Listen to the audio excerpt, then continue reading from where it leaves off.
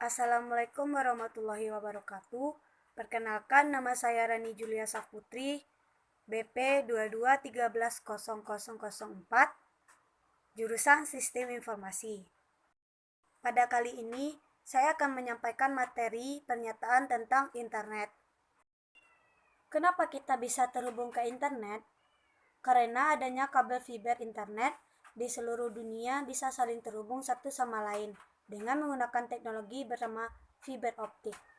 Apa itu fiber optik? Fiber optik adalah sebuah kabel serat yang terbuat dari kaca atau plastik dengan ukuran besar sehelai rambut. Teknologi fiber optik menggunakan dua jenis kabel, yaitu satu, fiber optik mode tunggal atau single mode. Dua, fiber optik mode multi atau multimode. Fiber optik mode tunggal ini memiliki kabel berukuran sangat kecil, yaitu sekitar 9 mikrometer. Biasanya kabel ini digunakan untuk menyebarkan cahaya dari sinar inframerah yang memiliki gelombang cahaya sepanjang 1300 hingga 1500 nanometer. Fiber optik mode multi adalah kebalikan dari fiber optik mode tunggal, yaitu memiliki inti yang lebih besar dengan ukuran kurang lebih 625 mikrometer. Jenis kabel ini bisa mengirimkan sinyal infrared yang panjang gelombang hingga 1300 nanometer. Dalam penggunaan serat optik ini terdapat beberapa keuntungan, yaitu mampu membawa banyak data atau membuat kapasitas informasi yang sangat besar dengan kecepatan transmisi mencapai gigabyte per detik. Menghantarkan informasi jarak jauh tanpa pengulangan sehingga cocok digunakan sebagai jaringan teknologi internet pita lebar atau broadband. Dan biaya pemasangan dan pengoperasiannya relatif rendah, mempunyai tingkat keamanan yang lebih tinggi, ukurannya kecil dan ringan sehingga hemat pemakaian ruang. Yang kedua yaitu evolusi internet dan perkembangan jaringan internet di Indonesia. Sejarah internet hingga perkembangan di Indonesia saat ini, menurut Ono Wipurbo dalam bukunya tentang teknologi informasi dan komunikasi, sejarah internet di Indonesia pada awalnya dimulai sekitar tahun 1990-an. Pada saat itu, internet lebih banyak diketahui sebagai penguyuban network. Periode pembangunan jaringan internet di Indonesia sendiri terjadi sekitar tahun 1992 hingga 1994. Pada 11 Maret kemarin, internet atau dikenal pertama kali istilah World Wide Web ini tepat berumur 33 tahun. Tetapi sejarah internet sebetulnya telah dimulai sejak 50 tahun yang lalu. 33 tahun hanyalah catatan atau perhitungan sejak World Wide Web diakses ke publik. Tepatnya pada tahun 1989, setelah lebih dari 3 dekade melakukan berbagai perkembangan, internet berhasil menjadi kesatuan gaya hidup yang hampir selalu dibutuhkan oleh manusia sehari-hari. Perkembangan jaringan internet di Indonesia, dalam kehidupan sehari-hari kita tidak terlepas dari komunikasi. Komunikasi merupakan hal yang sangat penting dalam suatu kehidupan manusia, karena dengan komunikasi seorang bisa berinteraksi satu sama lain. Komunikasi bisa dilakukan dengan tatap muka secara jauh. Untuk melaksanakan komunikasi jarak jauh tersebut dibutuhkan alat yang bisa menghubungkan kita dengan orang lain yang jarak jauh. Komunikasi awalnya bergantung pada transportasi jalan antar kota, antar provinsi atau negara, bahkan kemudian antar benua. Kemudian komunikasi dapat terjadi jarak jauh melalui telegraf pada tahun 1844, telepon pada tahun 1897, dan gelombang radio elektromagnetik pada tahun 1889, radio komersial pada tahun 1906,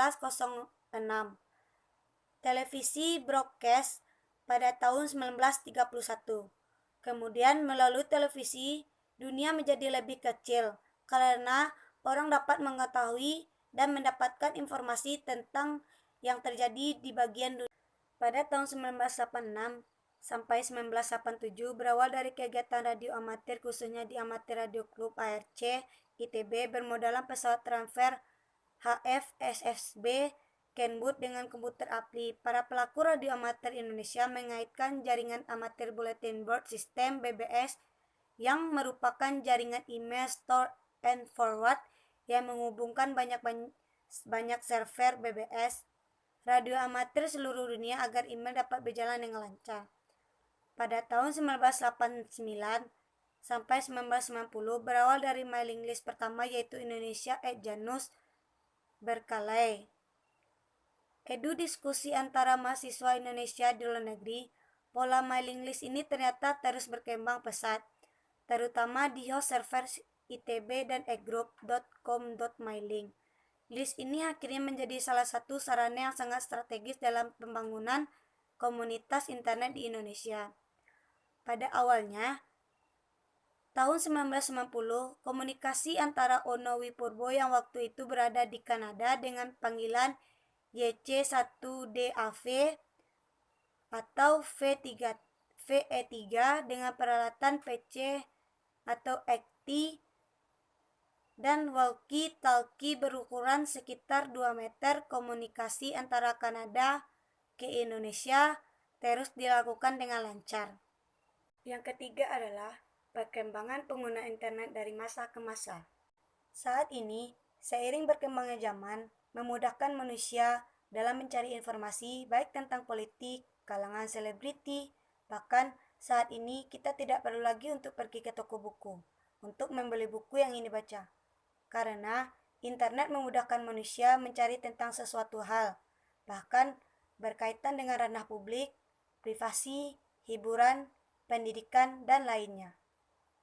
Layanan yang ada di internet. Dalam dunia internet, tentu memiliki beragam layanan yang memiliki fungsi khusus. Tanpa layanan internet, pengguna akan kesulitan mengakses informasi yang dibutuhkan. Layanan internet juga dapat diakses secara gratis maupun berbayar. Untuk mengetahui beragam layanan internet yang bisa dimanfaatkan adalah ada 4 macam layanan internet, yaitu pertama, World Wide Web atau www, kedua, email, ketiga, search engine, keempat, chatting. Yang terakhir yaitu dampak internet. Internet sudah menjadi bagian dari kehidupan masyarakat. Di zaman yang semakin canggih ini, semua hal bisa ditemukan di internet. Pemakai internet dapat dikatakan sebagian dari kegiatan sehari-hari. Banyak pekerjaan, sekolah, kuliah, dan akses-akses tempat umum dialihkan ke media sosial, yang berarti membutuhkan internet.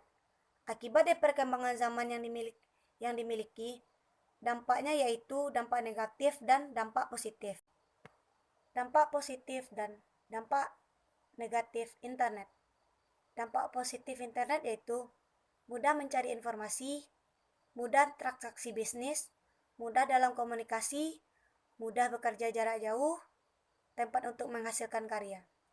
Dampak negatif internet yaitu membahayakan informasi pribadi, banyak penipuan, pelecehan seksual atau cyberbullying, banyak video atau gambar yang terkait kekerasan, banyak informasi palsu, dan tindak kejahatan. Dampak internet di dalam bidang pendidikan, yaitu 1. Informasi terkait lembaga pendidikan semakin mudah diakses. Kedua, menghemat waktu dan biaya dalam merekrut pegawai baru. Ketiga, sebagai referensi bahan ajar.